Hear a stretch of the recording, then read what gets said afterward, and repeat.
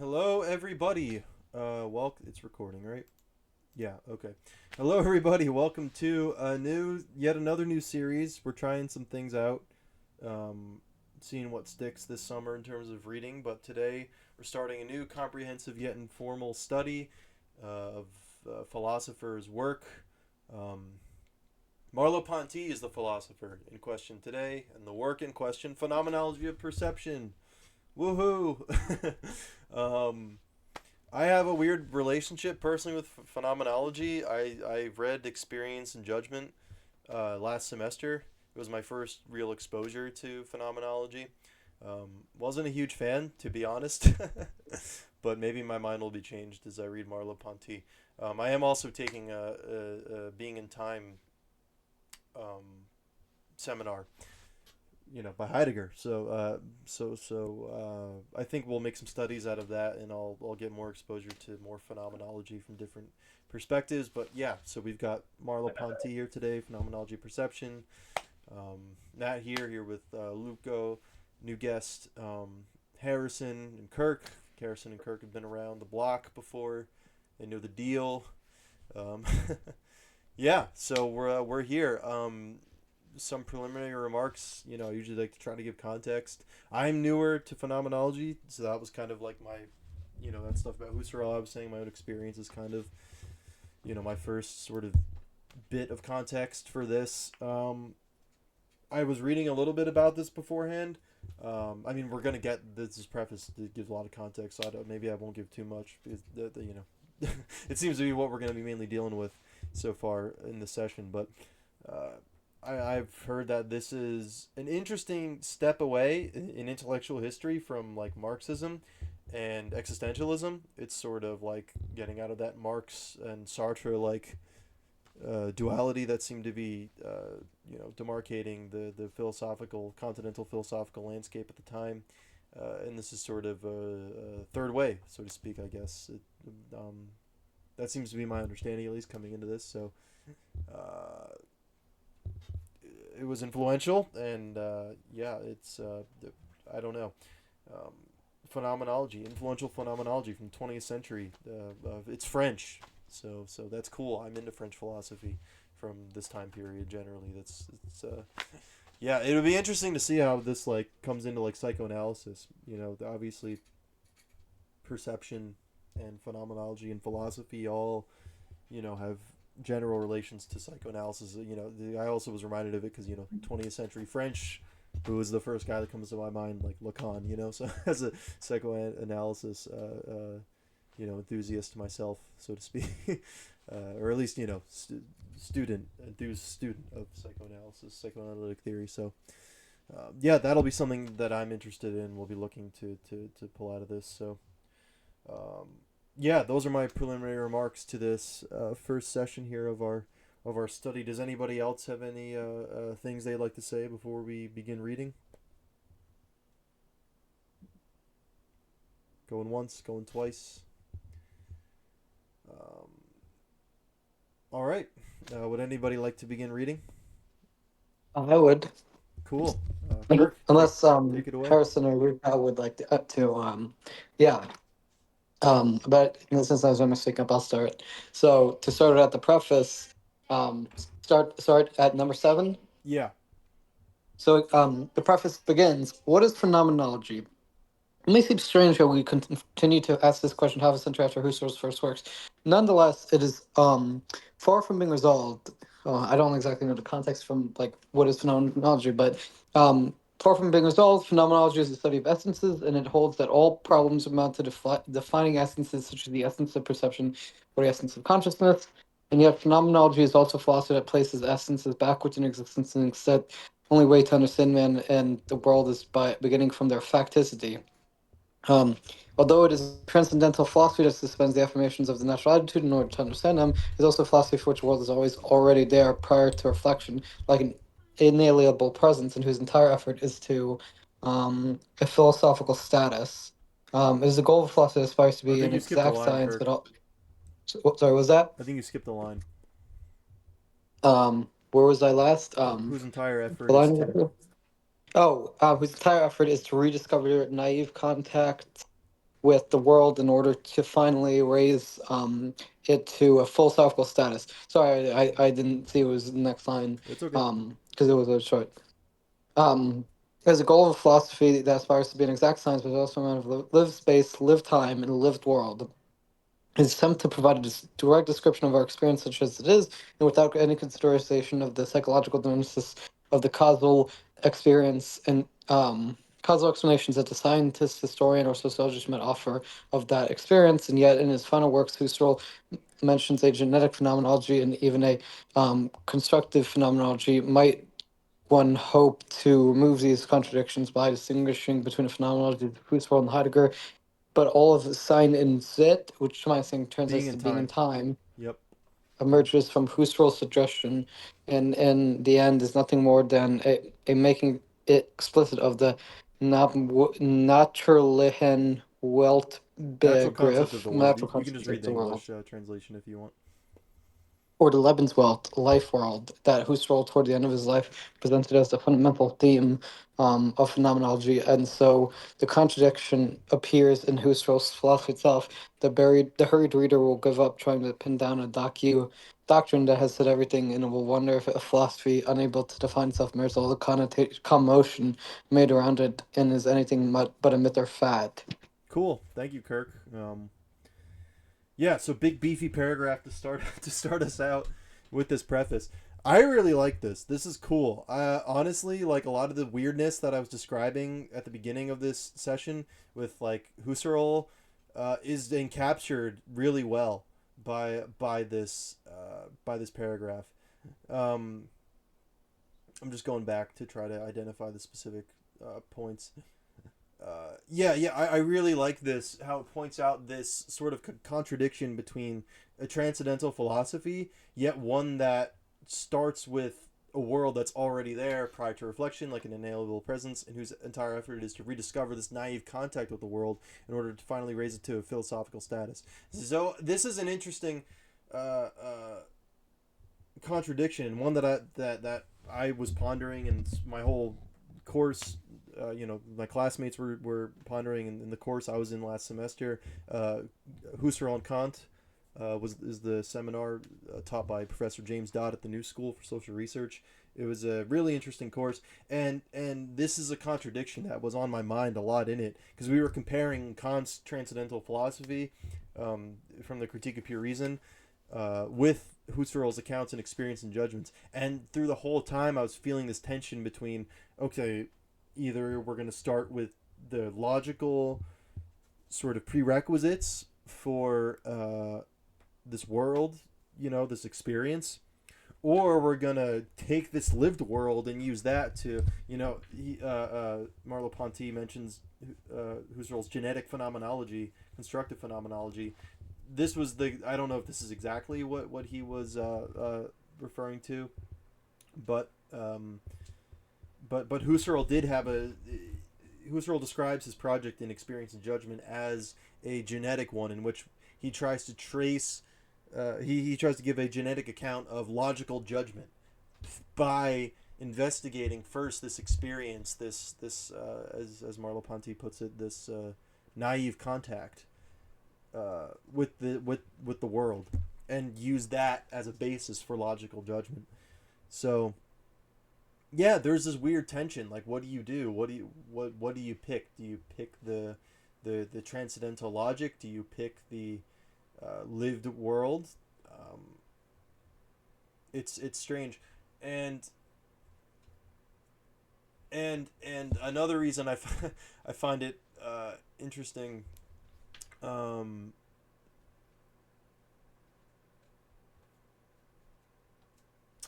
Maybe it was at the end.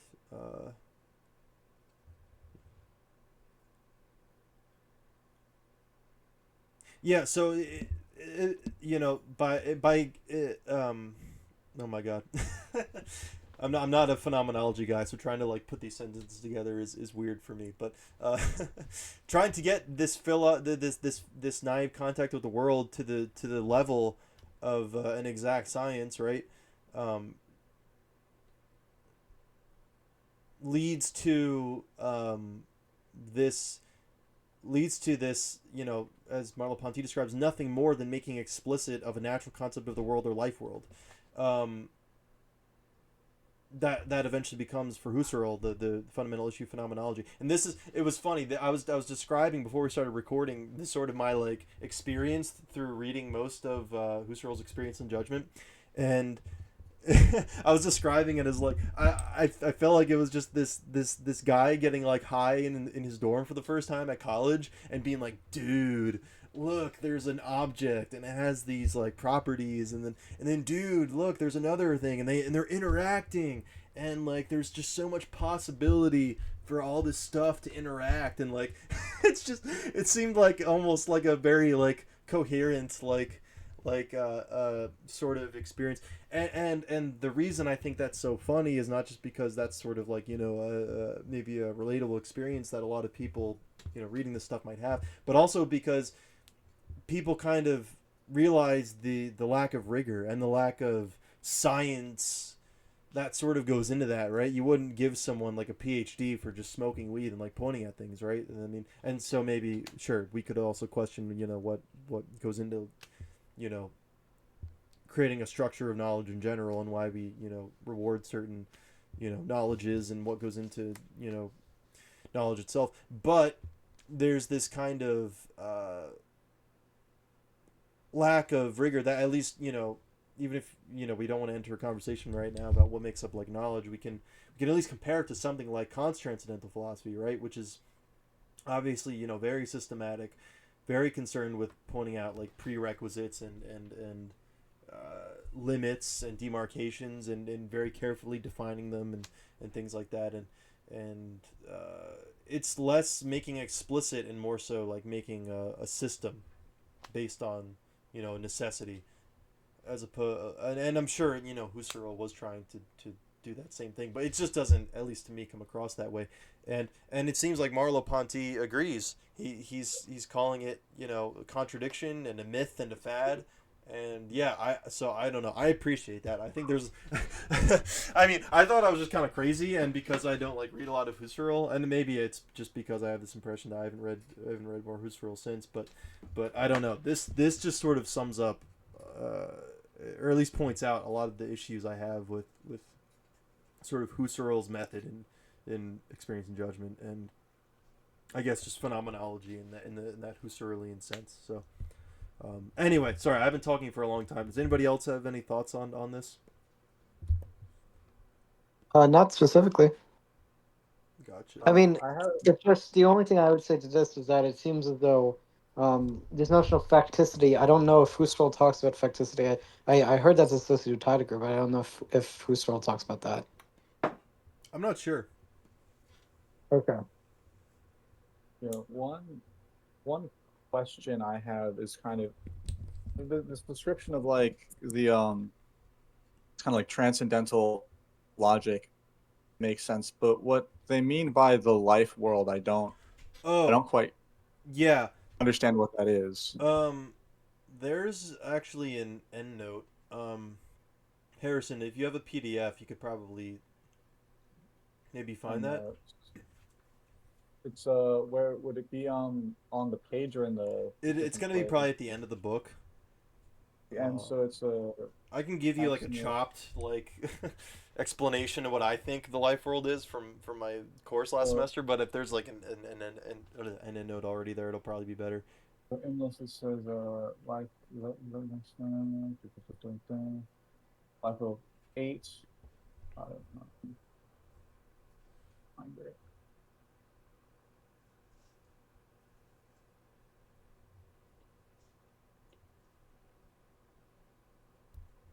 Weird. It doesn't. I don't know. Oh, it's weird. Okay. Oh, wow. Okay. So the PDF is funny enough only the introduction, the one I had. Oh snap! Okay. Um, I have a hard copy. Let me look for that really quickly. I will. I am also open to the chopped version. Okay. Um. Yeah, actually, yeah, my hard copy might. I should have got that out earlier, but I didn't know we were going to start with Merleau-Ponty today. But anyway, yeah. So the chopped explanation, as I understand the life world, it's basically Um, it seems to be like what I think he calls like the horizon of possibility, um, of experience. It's sort of like God, oh my, it's been so long. God, life world. Here, let me look. Let me see if I can just find like a.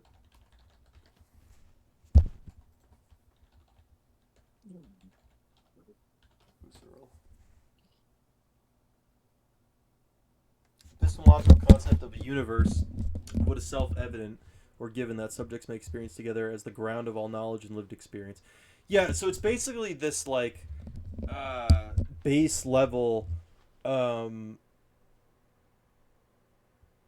Actually, yeah. The horizon of experience might have been something else that I was confusing. I gotta get better at my freaking I Husserl mean, terminology. I was Yeah, life world seems to be this like basic lived level of experience that humans experience that that we can ground our knowledge in. So it's like it's literally basically being in the world. I don't know.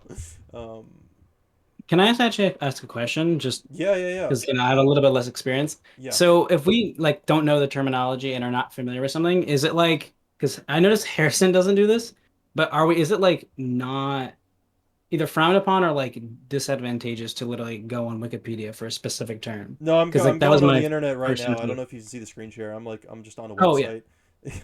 um, yeah, but I was just trying to remember for my course for like kind of my own sake as well. But yeah, I couldn't do it that well, so I'm on the internet. Yeah, it's basically yeah. It's a this sums it up good. It's the pre-reflective, taken for granted realm of experiences and meanings that form the backdrop of our daily lives. So it's sort of like when you're a kid and you're growing up and like you don't really think about shit yet, and you have this like it's probably what similar to what Lacan would call the symbolic order. It's sort of like the cultural as well as other base physical and it's the world in which you're raised basically as like a subject in the world.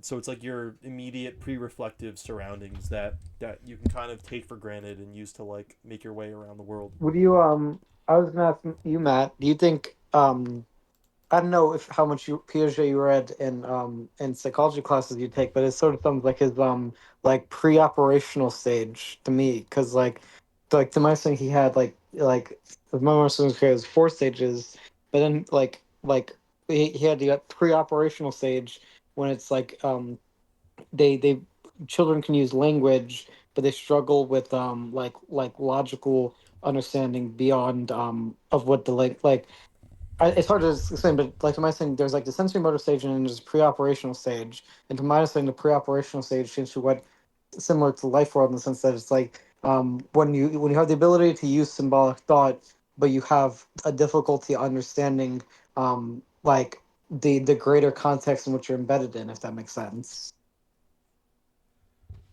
um it certainly sounds similar. I think Husserl made an important point in experience and judgment to separate it though from psychology because I think psychology just sort of takes that like in a very limited way, in a very like developmental way. Um, Husserl is more so explaining this idea in the context of like an epistemology. So like this is Okay. like literally like the foundation of our knowledge, whereas in a grand foundational philosophical sense, where I think psychologists are operating more like Piaget maybe, um, operating in more of a isolated context that's just sort of concerned with human development and not really concerned with bigger philosophical questions. I mean, obviously, yes, it's related Okay. and you could abstract out of it, but I would just want to make that separation. Okay, yeah. Well, the reason I asked is because I heard that he was a genetic epistemologist who talked about the idea that, like, in order to study the foundations of knowledge, we should look at how, like, our pre-reflective experience in childhood is transformed into greater levels of understanding with development. I mean, if he's making that epistemological claim, then sure, that can be something, and that actually does sound quite similar to what Husserl like ends up doing. Uh, you know, once you go beyond the life world and you start forming judgments. That's what experience and judgment is. I know I kind of like ungenerously described it as like a sort of like a diary of or a you know collection of someone like uh, smoking weed and for the first time and just noticing things. But yeah, no. So more philosophically, what that actually is trying to do is it's trying to that's why it's called a genetic like project. What is it? What is it? Genetic phenomenology. It's trying to trace the genesis of our judgments in this life world and see how we like extrapolate meaning out of it in a scientific way. I was just describing in that funny way because I don't think it's very I think it's like it's I don't know. It's very like base level common sense. Like you notice something and then like attach a word to I don't. It's I mean it's more complicated than that, but to me that seems you could almost like you know boil it down to something like that. But I don't know. I'm not a Husserl fan, and I don't want to like shit on him more than I have to. But anyway, yeah, but no, Kirk, it does sound similar. I'm not as familiar with Piaget, so I don't know. But yeah. Anyway, Harrison, did that somewhat adequately answer your inquiry? Um, in a sense, yes, and I don't want us to, of course, drag on too long, but I will mention, to me, is there any relation, at least in kind of, like not in what it's doing, but like to me, I get the vibe of like Hegel's like development of like consciousness, Oh where yeah, it's like totally, totally. where it's like where it's like in itself, like the life world would be like when it's in itself, and then as you develop it further. Because Yes. I guess it's like pre unexamined would be like experience like consciousness Yeah, in yeah. itself. It would be very much like a sense certainty and perception level of like consciousness. Yeah, you could definitely make that comparison. Um, and that it's actually a good thing of what I'm saying, where it's like Hegel does it in a way that I would definitely describe as more scientifically, where he actually like notices internal contradictions in these like stages of consciousness, so it like necessarily moves forward. Whereas like Husserl just keeps looking around and like noticing more shit and describing it, and oh my god, it's so funny. Anyway, um, yeah, but that's a yeah. No, you're right. It is very similar in that way.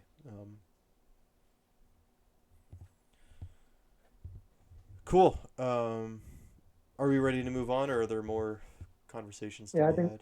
I think we're ready to move on. All right. Does somebody want to read this next paragraph? I'm down to read. Cool. Yeah, take it away, Harrison. Yeah. So we're at Even if this were the case, yeah. even if this let me see. Even were the case, it would remain for us to understand the prestige of this myth and the origin of this fad, and the responsible philosopher will interpret the situation by saying that phenomenology allows itself to be practiced and recognized as a manner or as a style, or that it exists as a movement prior to having reached a full philosophical consciousness. It has been en route for a long time, and its disciples find it everywhere. In Hegel and in Kierkegaard, of course, but also in Marx, Nietzsche, and Freud.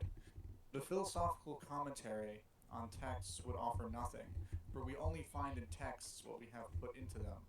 And if ever a history has called for our interpretation, it is surely the history of philosophy. We will find the unity of phenomenology and its true sense in ourselves. It is less a question of counting up citations than of determining and expressing this phenomenology for us, which has caused, upon their reading of Husserl and Heidegger, many of our contemporaries to have had the feeling much less of encountering a new philosophy than of recognizing what they had been waiting for. Phenomenology is only accessible to a phenomenological method. Thus, let us carefully attempt to tie together the famous phenomenological themes as they are spontaneously tied together in life. Perhaps then we will understand why phenomenology has remained for so long in a nascent state, as a problem and as a promise. Cool. Thank you. Yeah. This is we must be vibing with Merleau-Ponty right now because our conversation like about the previous paragraph literally flows right into this next one, right? He's like, yeah, we can find the sort of development of a philosophical consciousness, movement of consciousness, similar to Hegel, Kierkegaard, Marx, Nietzsche, Freud. Um, But then he makes the interesting point that if we just take this and like try to read like I mean this is how I'm interpreting this next bit that he says about like the philology, which philology is the study of interpreting text, I think. I thought it was the study of language. What's that? I thought philology was the study of language. Well, it's philology is the study of language through text. So we're studying. It's when you're studying language for the purpose of understanding text. So it's like if you did studied linguistics, but so you could understand like the Bible, for instance. Okay. Yeah, and I think the point of him bringing that up here is because I think if we're philologically using Marx, Nietzsche, Freud, Hegel, Kierkegaard to then like dump into Husserl, that's just gonna we're gonna see Kant and I said Kant because that's what I just spent whole last semester doing. Basically it's just doing what Merleau-Ponty said not to do and dump. Well, I guess we didn't dump it in like mindlessly, but we were reading like Husserl through Kant and vice versa. At least that was like one of the attempts of the course, which is interesting. But whether it's Kant or these other philosophers that he mentions here, Merleau-Ponty seems to be claiming that we're just gonna find them in it then. Like phenomenology, if we just put things into it, we're just gonna it's gonna repeat itself basically. It's not really something new in itself if you just take what came before, which is interesting because that's kind of how we do philosophy, right? Or at least history of philosophy. We sort of like look at what came before, and it's like, okay, well, how is this similar? How is this different? And I guess we're reaching this point in philosophical history, so to speak, where, at least according to Merleau-Ponty, it seems to be that if we do how we've been doing history of philosophy with phenomenology as its like latest entry, then all we're gonna get is just the same. We're not gonna be able to repeat that process. Rather, it seems we're gonna have to try to take it on its own grounds and see what happens, which is interesting as a problem and a promise and as a promise. So. Yeah, I don't know. Those are my thoughts and interpretations. Does anybody else have anything to add? Curious, or he says we will find the unity of phenomenology in its true sense in ourselves. What he mean? I guess like that maybe alludes to what will come later. I don't know if that's super clear in this section, but that puzzled me.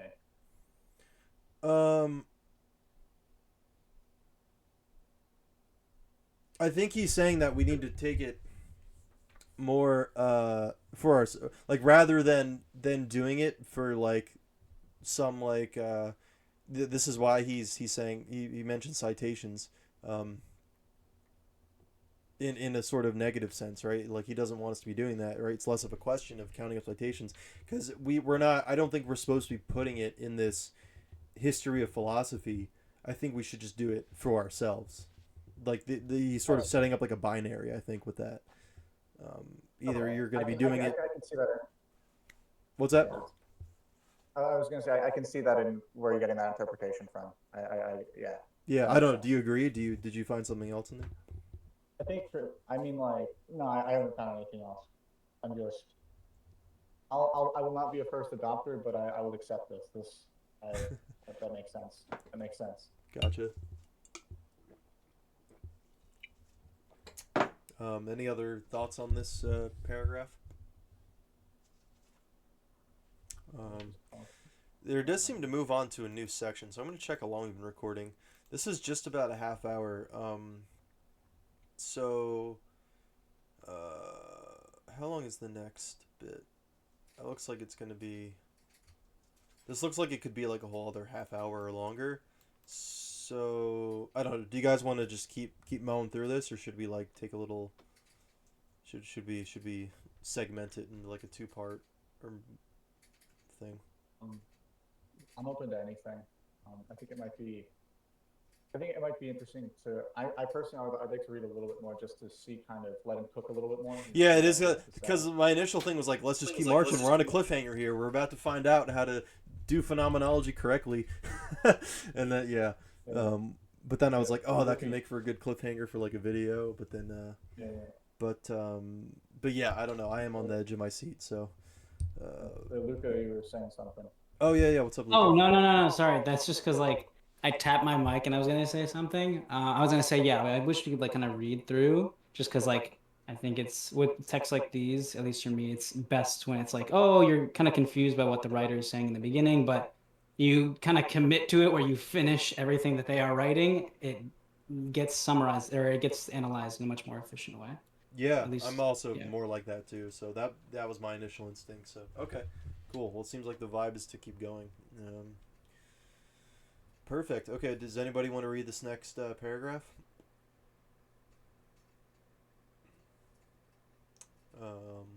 Okay, I can read it. Okay, phenomenology involves describing and not explaining or analyzing. Again, going back to my like picture, right, of the high college student in his dorm, right, or their dorm, whatever. That's sort of my yeah. I've said that a few times. So I'll leave that there, but I just that's certainly I feel very affirmed. Anyway, okay. This first rule, to be a descriptive psychology, or to return to the things themselves, which Husserl set for an emerging phenomenology, is first and foremost the disavowal of science. That's a big claim. So we're sort of this is definitely like the side of the fence that I was leaning on too. It's like just by describing things, we seem to be foregoing some notion of science. So anyway, I find that very interesting. Anyway, moving on.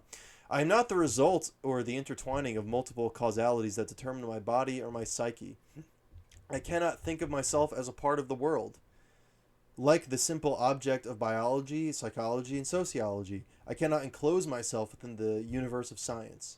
Everything that I know about the world, even through science, I know from a perspective that is my own or from an experience of the world without which scientific symbols would be meaningless.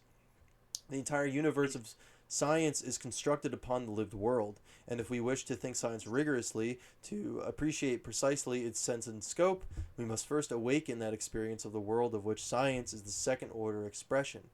Science neither has nor ever will have the same ontological sense as the perceived world, for the simple reason that science is a determination or an explanation of the world. So get fucked, dogmatic materialists, naturalists, or whatever the phrases for that. Okay, I am not a living man, I am not a living being, a man, nor even a consciousness, possessing all the characteristics that zoology, social anatomy, and inductive psychology acknowledge in these products of nature or history. Rather, I am the absolute source. Paging ficta.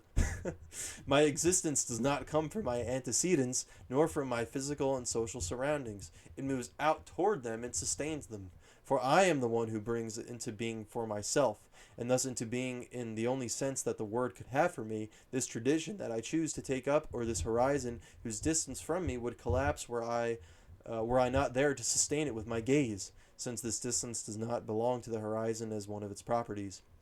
Scientific perspectives according to which I am a moment of the world are always naive and hypocritical, because they always imply, without mentioning it, that other perspective, the perspective of consciousness, by which a world first arranges itself around me and begins to exist for me. To return to the things themselves is to return to this world prior to knowledge, this world of which knowledge always speaks, and this world with regard to which every scientific determination is abstract, signative, and dependent, just like geography with regard to the landscape where we first learned what a forest, a meadow, or a river is. Wow. Well, we were set up for a big, this is how you do phenomenology, guys. And we got, at least I think, probably was the beginning of it. And it's very subjective. It's like absolute subjectivity almost. It's saying, "Yep, this lived world is mine because I am this what did he say? Uh, yeah, I am the absolute source. My existence does not come from my antecedents or from my physical social surroundings. It moves out toward them and sustains them." So it's this very, like, I mean, I think we're going to hopefully get to Fichte a little later in the summer, but from what I know about Fichte, right, there's this absolute I, right, this sort of like self-sustaining source of cognition and of all basically metaphysics. Now, it's probably in a different context, right? This seems like a much more grounded in experience notion of an absolute I, as opposed to Fichte's, German idealist, logical, transcendental logic sort of thing. But it's also very similar in the sense that we really have no anything without this, consciousness. Well, he doesn't even say it's a consciousness, right? He separates himself from that, which is interesting. I'm not a living being, a man, nor even a consciousness possessing all the. So yeah, there's no. He's not a consciousness in like a sense where we can be like, oh well, what is consciousness? Well, it's the sort of. It's this sort of this is something I really like about this paragraph. It sort of takes down this project that is very popular in especially like analytic circles and even like maybe some like neuroscience circles and philosophical psychology circles of trying to like pin down consciousness, right? People are saying, well, what is consciousness? How do we describe it? Where does it come from? Is it some sort of emergent property? Is it like a thing? And right here, Merleau-Ponty is screaming in your face saying you can't do that. To even ask a question of that variety, like what is X, requires this notion of like initial I-hood, right? So yeah, it's a very a lot of similarity. I said Fichte, but obviously this is very close to a lot of what the German idealist tradition, right? Even if you wanted to bring it down to a more modest Kantian level, right? This is sort of similar to Kant's argument in Critique of Pure Reason, right? How do we get this lived I mean, he doesn't call it a lived experience. It's a more of a phenomenological term. But Kant says, how is what is experience? The synthetic, he describes as a synthetic a priori, occurrence, basically, right? How does it happen? It's a unity of apperception, the basis of which is an I, right? An I think. Right? You can't have any of this without first having this self-conscious awareness of your own existence. So, of your own, of your own, selfhood in a way that even, precedes any notion of, existence in a way. So, anyway, that's my big rant. Does anybody else have thoughts on this, like, mega drop? I think that I don't have any like necessarily anything like particular to say or like any particular interpretation. I think you summed it up pretty well. But like, I think that this was probably the one that was the most concise for me to, I think, not understand, but to like stay glued to, just because it was so purely interesting. I like sent Harrison a text. Like I thought this was probably like the sickest out of the paragraphs I've read so far. Yeah, I agree. This just is because this is like what the whole very, thing's been building up to. Yeah. Sorry, you can continue. I think at first it really confused me when he was just not confused, more so like, okay, let him explain, where he references I'm not a living being, a man, nor even a consciousness. Because I, at that point, think that all you have left of being, if you don't have any of these attributes, is actuality. I am just an actual thing. And therefore, like, I sustain my existence because I am. But I'm not, I am without anything else. I think that's how I thought about it. And then he kind of later on references consciousness, or that, the world arranges itself around him or anyone else because they are a consciousness. Yeah. But before that, I was really kind of thinking, oh, exist, like I don't know anything about metaphysics, and I know Harrison talks about it, but like I was really thinking that that's like, oh, it is just I am, therefore I am, and that is it. I sustain myself because I am actualized. Yeah, yeah, good. Yeah, that's great. Yeah, it really, honestly, even like psychoanalysis, like similar to, I'll just draw like more connections based on stuff that you explaining it reminded me of. Uh, it's this notion of the empty subject, right? This sort of very Zizekian. I bring this up a lot. Kirk knows because this it's something I'm very into and really interested in studying. But it's very similar to that too. Even right, it's saying I am like pure.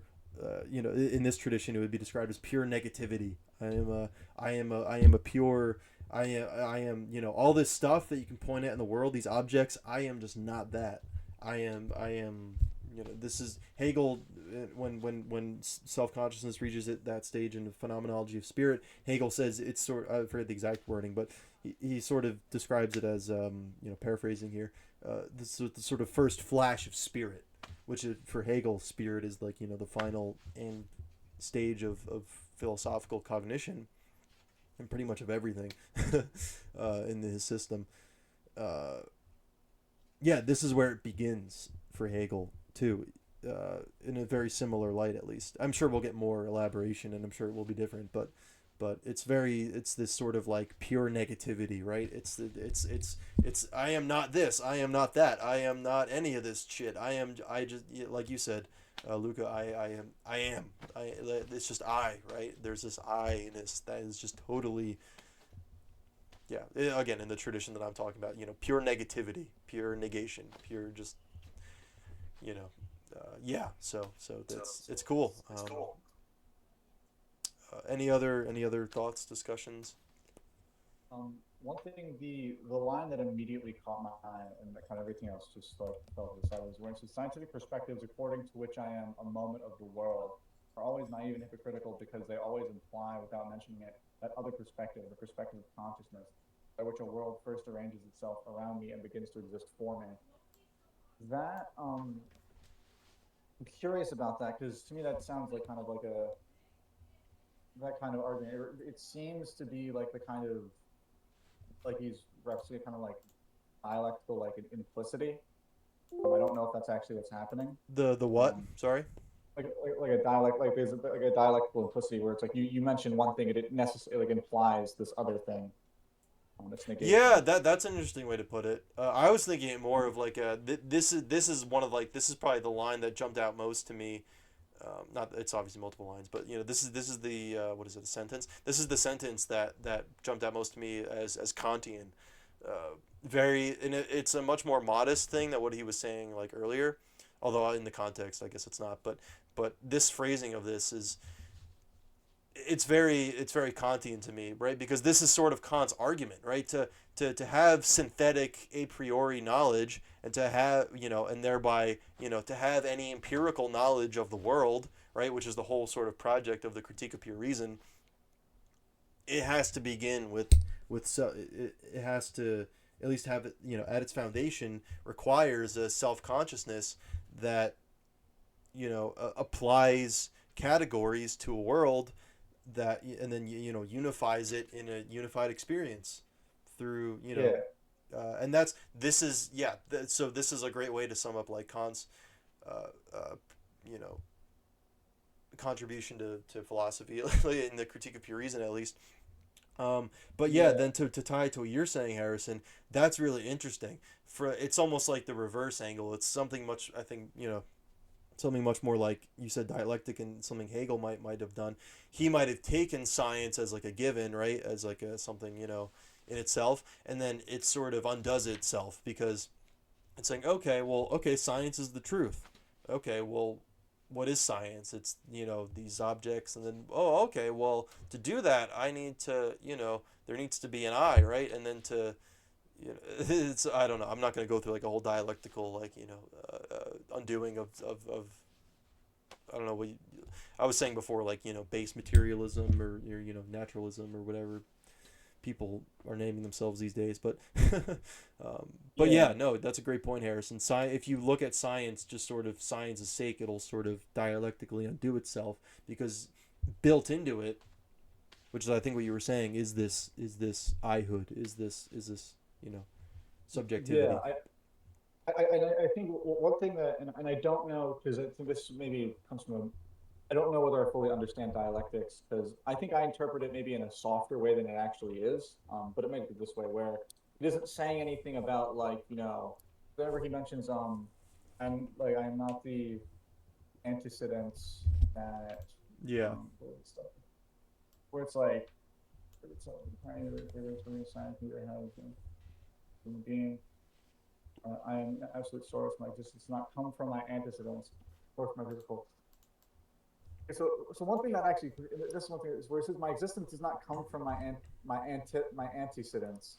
That one, I might be thinking maybe too analytically, or thinking when I say analytic, like from the analytic school of thought. But there's a sense of, for me, I guess that line. So that line threw me off this other one because I can see that through the line of scientific perspectives according to which I'm the moment of the world. There's this implication that yes, like kind of like it's a good argument against like eliminative like materialism, like that kind of thing where they're like, oh yeah, like all that like mind stuff, like that's meaningless. Oh, it's all like all matter, that like extreme position. Yeah.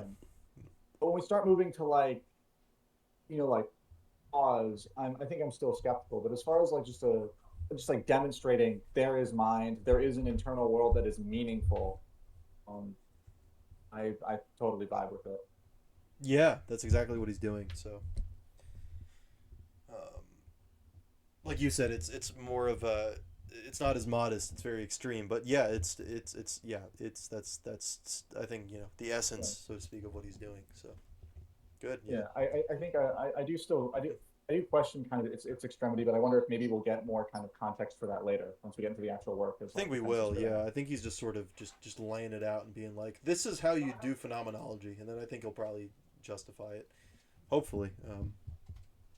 Unless he's like Husserl, he just keeps going. But or he seems pretty anti-Husserlian, which is based, I think. So if you couldn't tell, just by my final remark would be: I wonder then if there's a dialectical relationship kind of in the inverse, maybe that he would demonstrate, where just that there's like a kind of yes, there is science, but oh wait, in order to do that, I have to be a being that's also perceived, so that you get to the Kantian thing where there's both like the intuitions and then also like pure intuitions, and then you know what I'm saying. But then if there's a similar thing you can do with like the antecedent thing, but I don't know, I might be getting too speculative.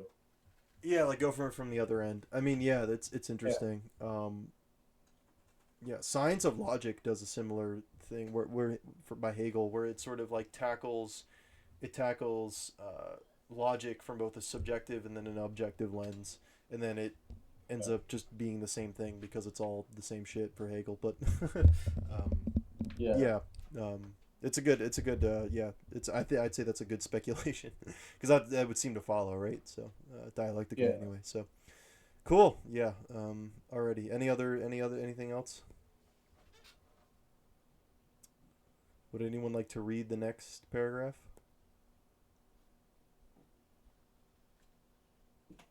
I can continue. I'd be down to read. Oh yeah, go ahead, Harrison. So this movement is absolutely distinct from the idealist return to consciousness. Okay, there we go. I think it's so okay. So we're not just returning to consciousness as a thing, and the demand for a pure description excludes the. Okay, so it says the movement is absolutely distinct from the idealist return to consciousness, and the demand for a pure description excludes the process of reflexive analysis just as much as it excludes the process of scientific explanation. Descartes, and above all, Kant, freed the subject or consciousness by establishing that I could not grasp anything as existing if I did not first experience myself. As existing in the act, if I did not first experience myself as existing in the act of grasping. They revealed consciousness, absolute certainty of myself for myself, as the condition without which there would be nothing at all, and the act of unifying is the foundation of the unified. Of course, the act of unifying is nothing without the spectacle of the world that it unites. The unity of consciousness is precisely contemporary with the unity of the world. And for Descartes, methodical doubt deprives us of nothing, since the entire world, at least insofar as we experience it, is reintegrated into the cogito, sharing in its certainty, and is merely assigned the indication thought about. But the relations between subject and the world are not strictly bilateral, for if they were, then for Descartes, the certainty of the world would be immediately given along with the certainty of the cogito, and Kant could not speak of a Copernican revolution. Beginning from our experience of the world, reflective analysis works back toward the subject as if toward a condition of possibility, from the experience, and presents universal synthesis as that without which there would be no world.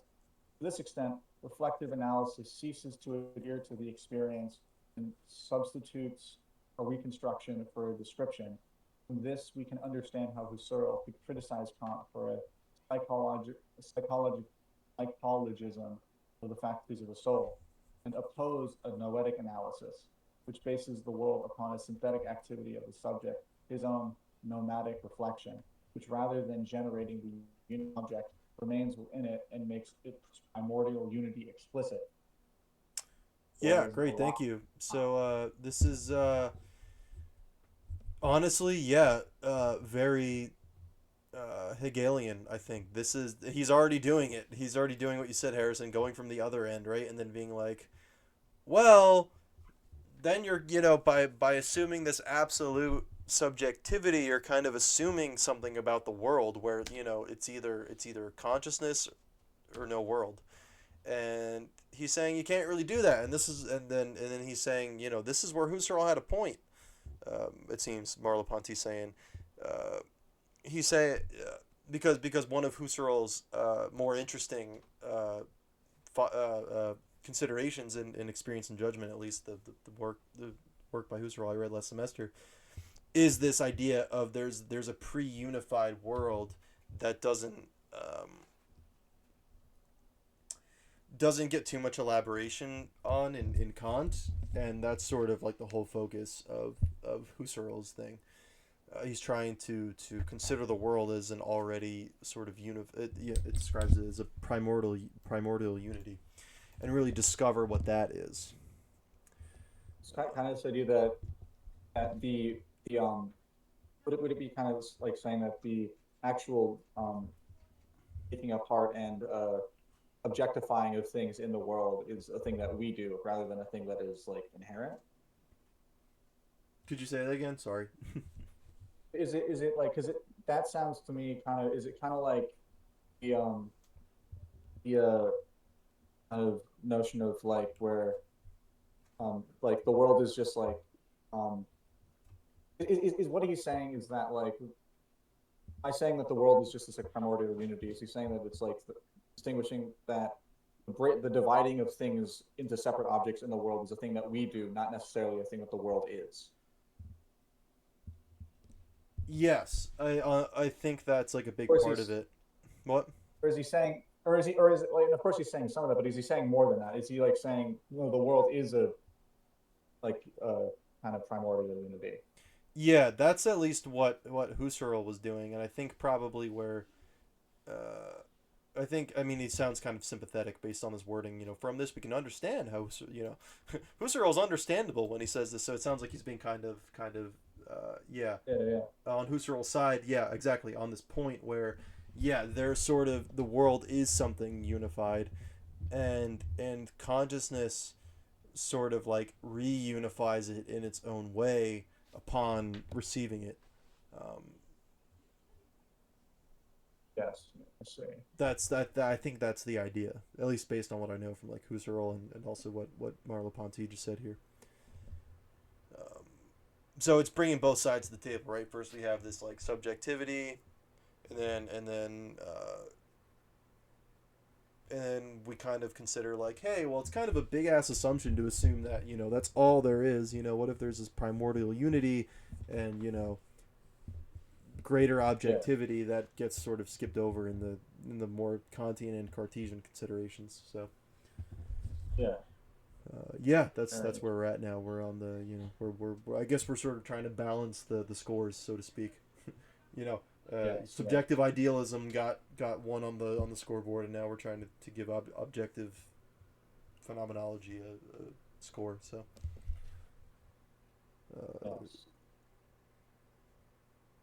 Very interesting. Yeah, and I'm trying to see if there's like a greater argument for that as well. Yeah, I think one thing that's I'm listening. So this movement is absolutely distinct from the idealist return to consciousness and demand for a pure description. Excludes the process of reflective analysis just as much as it excludes the process of. I see. Kind of before we were saying that scientific perspective implies this kind of perspective of consciousness by which the world first arranges itself around me. Then we're trying to just describe things as they appear. And the movement of absolute distinction from the idealist return to consciousness and the demand for a pure distinction excludes the process of reflective analysis. Right. So you're saying like that excludes science and like trying to objectify the world. Yeah, I think what he's saying is like you really can't deny that like there is the I think the point of like sticking on Kant and Descartes for as long as he does is to kind of show that specifically this part here. But the relations between subject and world are not strictly bilateral, for if they were, then Descartes, the certainty of the world would be immediately given along with the certainty of the cogito, and Kant could not speak of a Copernican revolution. So, and then, beginning from our experience of the world, reflect, So, I think he's pointing out, saying, hey, there's still kind of this weird dualism where, there's like a subject and then object kind of comes along after. But if we actually reflect on what happens, like, obviously there's a world, pre-reflective world, we've all lived it, to get to again, this is a very Husserlian point, to get to the point where you can even start to think in this philosophical, reflective, self-conscious way, you need to have a world given to you that is, obviously by its nature pre-reflective, because you haven't reached that stage of reflection. So I think that's the argument, even though it's kind of not super kind of explicit. What's that? It's kind of furthering, so it's not quite. So I think in my head the way I'm conceptualizing this is I'm leaning to understand what you just said. I'm leaning on the kind of idealism kind of idea, because what my immediate thought was kind of something like that this is kind of would be something that you could use to argue against like Russell's speculative, just kind of like indirect realism kind of thing, where he's like, no, I don't know if that's, but then again, I think that might be going down the wrong path. I don't know. I don't remember as much about like Russell's indirect realism, but I mean even just general indirect realism. Yeah, this is exactly. Well, yeah, I guess it's trying to shoot it down. It's saying no. Well, if you want to be like that, then you have to sort of just accept this weird dualism where it's like, it's honestly it's like it's shooting down like Kant's like on it like full on conclusion, right, where it's like, yes, there's this split world between noumenon and phenomena, and we mark our limits, and then there's this world of things in themselves that we can't actually get. And Merleau-Ponty is basically saying, dude, that's cringe. Like, obviously we fucking have a pre-reflective experience, and we at least transcend the limits of our. It's almost like it's very Hegelian almost. It's basically saying we transcend the limits by just removing them and being like, okay, well, what if I don't know, what if it's the opposite, right? What if it's there's a pre-reflective world and we come to judge it, right? It's a dialectical sort of like thing in a way. So and is this pre-reflective world, is it like, are they saying it's not idealist, or are they saying it's not dualist, or are they just saying it's not Yeah, actually, no, I think I see what you're saying. It's like saying it's not necessarily saying like playing into the binary of if it's not indirect realism, it's idealism. They're just saying, They're regardless of saying it's whether this basically is like both. yeah, Merleau-Ponty, I think, is saying it's like it's yeah, yeah, basically yeah. Well, both. yeah, Like both are it's like correct. a it's like well, yeah, it's like the neutral monism thing. Yeah, it does. Well, so this is the thing. I can't tell if he's gonna become a monist out of this. I mean, it seems like that's where it's going, but I don't know if just from what we've read, I can exactly. He might just be like both sides are correct, but like they're still separate. I Yeah, don't know. I don't know. I feel like he could have room to, or but yeah, no, it does seem to be sort of naturally leading up to sort of monism. So yeah, yeah. But I guess to conceptualize it, if it's like the pre-reflective world, that would mean it's like we're not saying whether or not this pre-reflective world is contingent on physical things or is or is contingent on mental things. We're just saying that there is something pre-reflective that we experience and we can say more things about it when we reflect on it. yeah, that's like Husserl's whole like career. From my understanding, that's like what he tried to do. That's what he tried to like contribute to philosophy. And it, it, Yeah, it seems that that's the where like even though like Merleau-Ponty I think agrees with me where that kind of just failed in some level in scientific rigor. It seems like that's where it seems like Merleau-Ponty sees the value in sort of picking that up and being like, okay, well, let's do it right this time. let's actually yeah, figure yeah. out what Kant and Descartes were missing, in this specific context and go forth. So yeah, we'll see if that ends up being like a monism or something else. Any other comments Maybe or anything? Were you gonna say something, Harrison, or no? no, no. I was just gonna add if it ends up like slightly looking like Spinoza, that'll make me happy because I'm a Spinoza fan. So Yeah, neutralism is yeah. I've been reading the ethics lately. Well, I don't know. This is like a side conversation, so I don't want to pick too much on this. But yeah, yeah. yeah, We can I talk about was this later. Yeah. yeah, but yeah, it could. I mean, well, to make it relevant to this, I don't know if it would be Spinozist because Spinoza derives his substance PSR. based on like a PSR being like there's a Yeah, universal thing we know that is causality and yeah, substance must exist because it's the only way causality can work, right? yeah. Because if It's you kind have of if kind you of have the two different causes then something has to explain those, that sort of argument. Now I don't it seems I to guess it's be that this is a much more yeah, the reason why I really think it's not going to be like a Spinozist rationalist thing in that way is because, I mean, number one, just going into this, I know Merleau-Ponty is considered a oh yeah, phenomenologist, and number two, we can actually see yeah, that yeah, coming yeah, out. We can see that coming out in these paragraphs. He's sort of yeah. I saying like, okay, yes, idealism has a big point, but they're just missing this pre-reflectiveness that is just there on its own terms. And Spinoza would be like, "Hold the fuck up, dude! Nothing is ever there on its yeah, own." yeah. That's Spinoza's whole thing, right? There are no brute That would be facts. like Even the kind of substance like is self-caused, right? It's yeah, not just a yeah. brute substance. Right, right, right. It'd be kind of like inverted Spinozism. Yeah, exactly. And I think yeah. So I'm interested to see how similar this ends up being to like Hegel because I think Hegel might have a, but I don't know. I have a feeling it's going to be pretty different too. So yeah, I'm excited though. This is honestly the thing Yeah. that I'm most excited and I think is will be most realistic. Although it's also the one that I think I have like the least vision of what it would look like specifically. Is just a more based Husserl, which honestly that seems like the most likely outcome because he's kind of just saying that he's saying like Husserl sucks, but he has this one good point. So now let's actually do that good. Yeah. um, Let's go. yeah, so I'm super hyped now moving forward. Cool. Anything else? Uh, would anyone like to pick up this paragraph?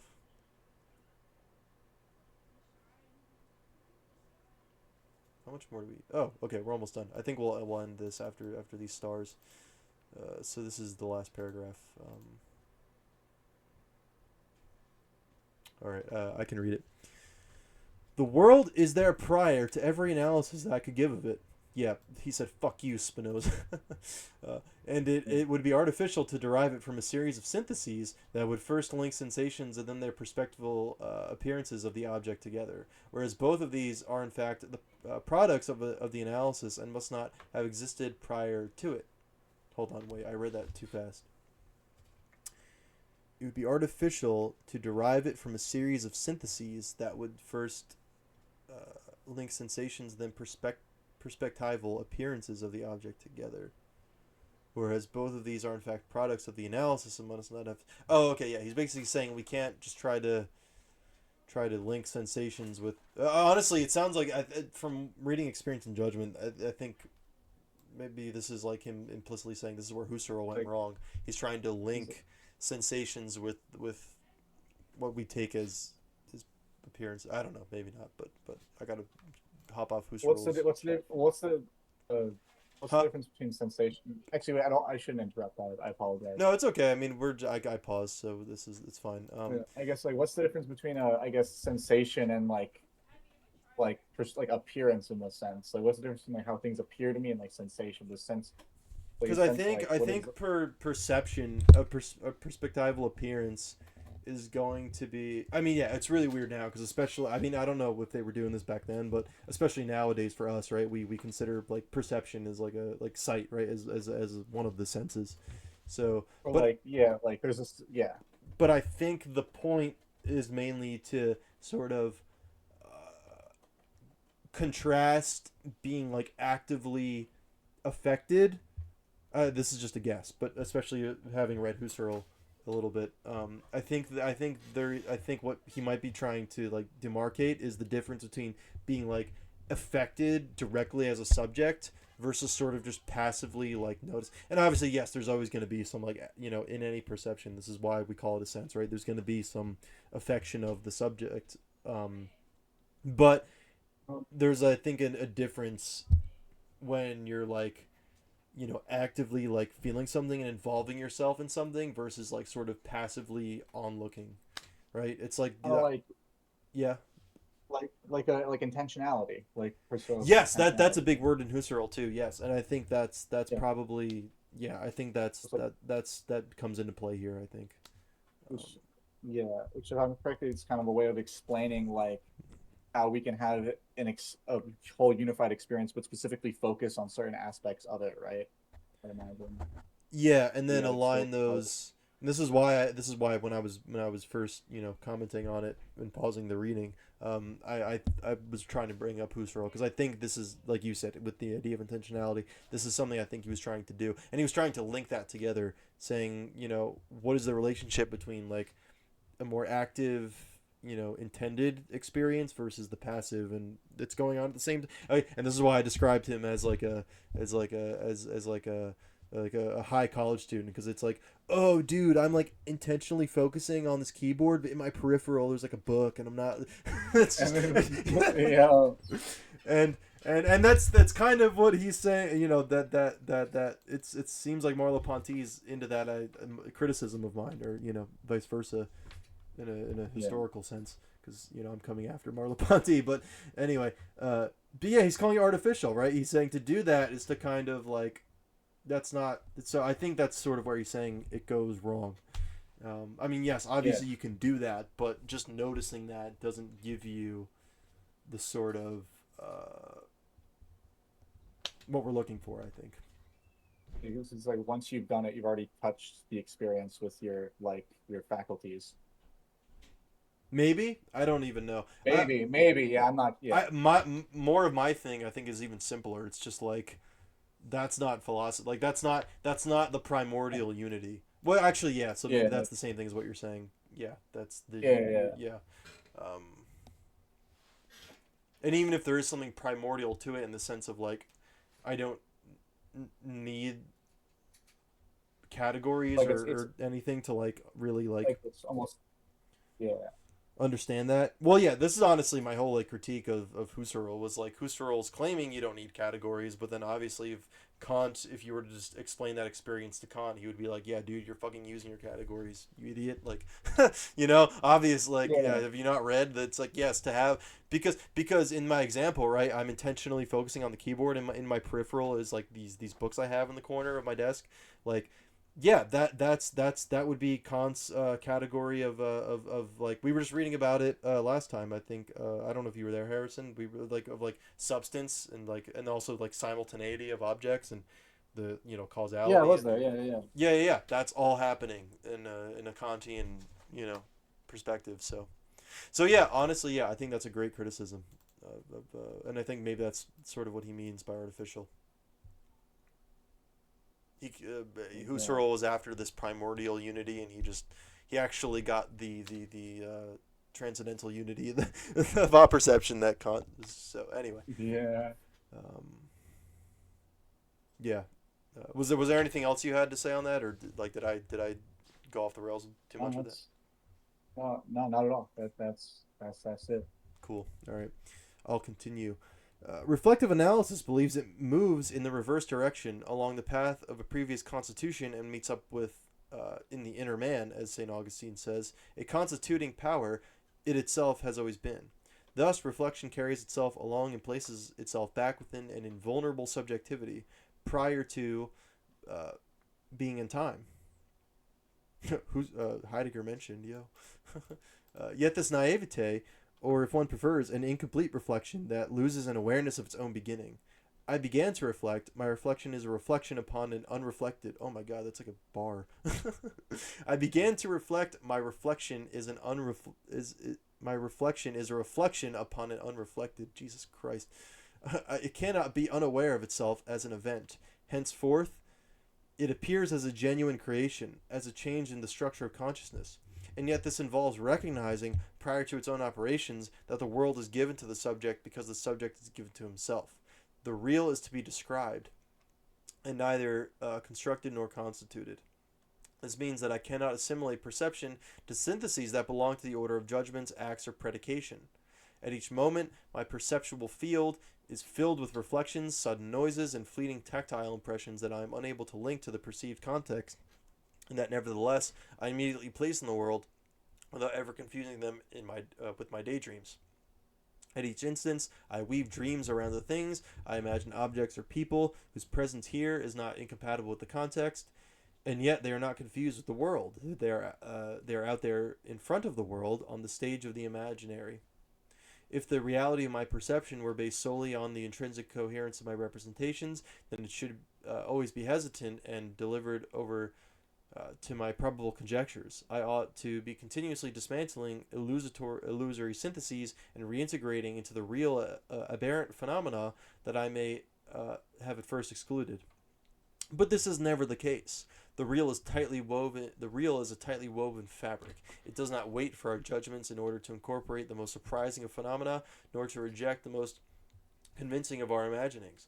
Perception is not a science of the world, nor even an act of deliberate taking of a stand. It is the background against which all acts stand out, and is thus presupposed by them. The world is not an object whose law of constitution I have in my possession. It is the natural milieu, I don't know how to say that word, I see it a lot though, in the field of all my thoughts and of all my explicit perceptions. Truth does not merely dwell in the inner man, or rather, there is no inner man. Man is in and toward the world, and it is in the world that he knows himself. When I return to myself from the dogmatism of common sense or of science, I do not find a source of intrinsic truth, but rather a subject destined to the world. Holy shit, all I can think of is fucking Lacan. He even uses the phrasing "the real," and like, to my understanding, this is sort of what I think Lacan even means by the real, right? It's the at least I know it more in like from what I've heard it described like more clinically, but for Lacan, the real is the traumatic center out of which we sort of revolve our fictions around, right? To try to bar off this real from our experience, and it comes out in slips and stuff, but it's there. It's a tightly woven fabric. It doesn't wait for judgments in order to incorporate the most surprising. He even says he describes it as surprising of phenomena, nor to reject the most convincing of our imaginings. That is so Lacan to me, unless I'm like misunderstanding something. But I'm like, this is. I feel like Lacan would be like, yes, dude, this is what I mean by the real too. Like, he even calls it the real. It's so funny. Like, I can't get over that. The real is literally this surprising to the level of traumatizing us, and then it literally rejects our imaginings. we imagine, especially, from a psychoanalytic point of view, right? This is what we do. We sort of set up fantasies and like narratives of our subjectivity and of the world around us to fight off this surprising, traumatic real, because we just can't handle it. It's too much. Anyway, that's a very psychoanalytic reading of what this is. There may be like more to it, but oh my god, this is crazy. And then yeah, to end it off with this reiteration of like an empty subject as well, right? There is no inner man, right? That you fucking all you freaking like misogynists and Andrew Tate fans and hustlers and grinders and or even or and then on the other end, all this sort of like mindfulness and inner peace and knowing yourself, like that's all horse shit. There is no inner sound, there is no inner person, right? Because when you go in there, you don't find anything, you just find a subject to be poured out into the world, which is just so, I don't know, Lacan, Zizek core as well. So holy shit, I don't know. Okay, those are my comments. I'll let other people, sounds like other people have things to say.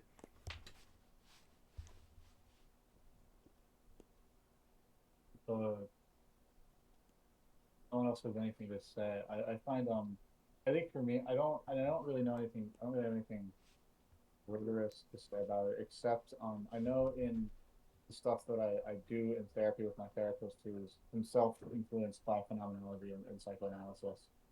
This idea of being just like that, like people are being in the world first, right? It's like this and that like experience is that is like like I guess kind of this and I don't know if this is what it's referring to, but I know one thing we talked about, this idea that like even like things like our feelings and like emotions, with a lot of our thoughts, are like things that you can like map to like your body, right? Like you feel them physically like in space and time. And I don't know if that's what he is referring to, but when I hear like being in the world, that was something. Yeah, it sounds like it. I'm just a little hesitant because I think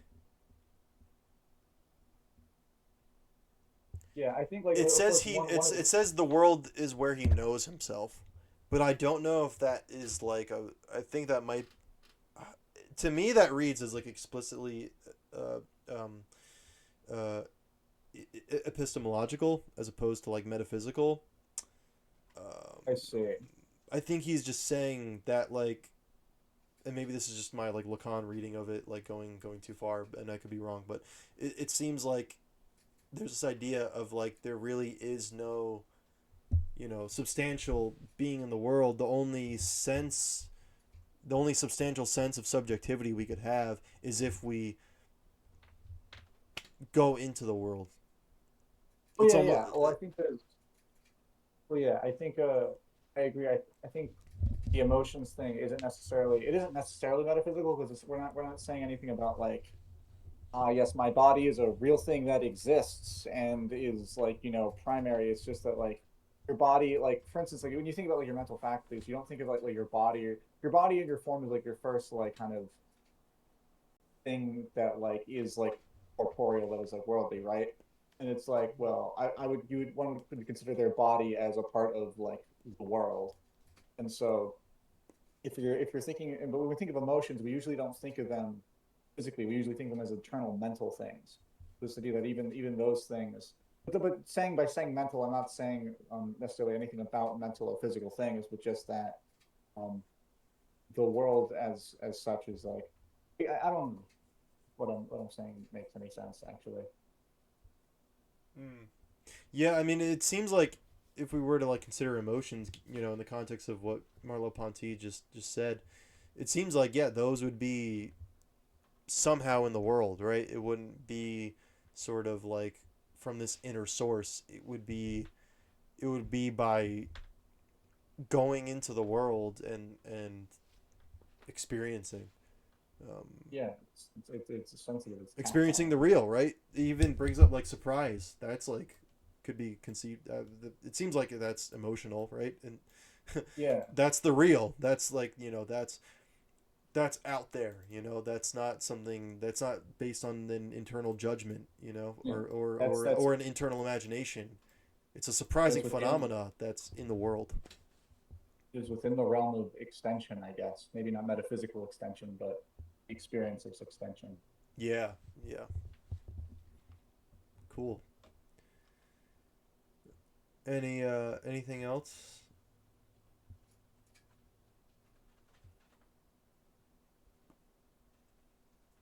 Very base. Yeah, it is very based. I also think it's interesting because I think he's trying to use this to try to combat some of like the Kantian Cartesian stuff he was talking about earlier. But it's funny because I know at least Zizek and maybe a few others in that like you know Slovenian type circle would actually argue that when you take something like German idealism to its furthest and even Cartesianism like to its fullest conclusions, this is still where you end up. Which is why they like to pair it with Lacan and stuff because you find this empty subjectivity, right? Descartes, when he looks inside of himself and saying like I think, and I think therefore I am, but what am I? He sort of finds this emptiness. Yeah. And similarly, with where we are in the Kant study, we had to go back a little bit to the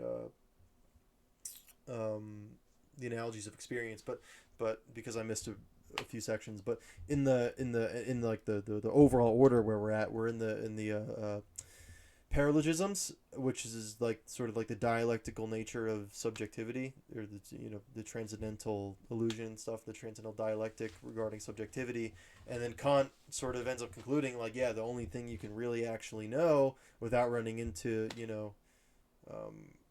major problems is that there's this sort of like emptiness, the self that lacks an intuition, but it still thinks and unifies, but there's nothing to actually substantial that you can like cling on to.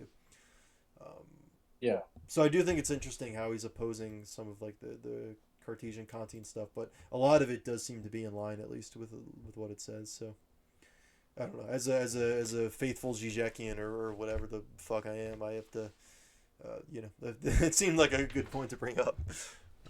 And maybe something that Merleau-Ponty didn't consider, but overall, yeah, really, really based, really cool. Cool. Okay. Anything else? I think we can end it here, but if not,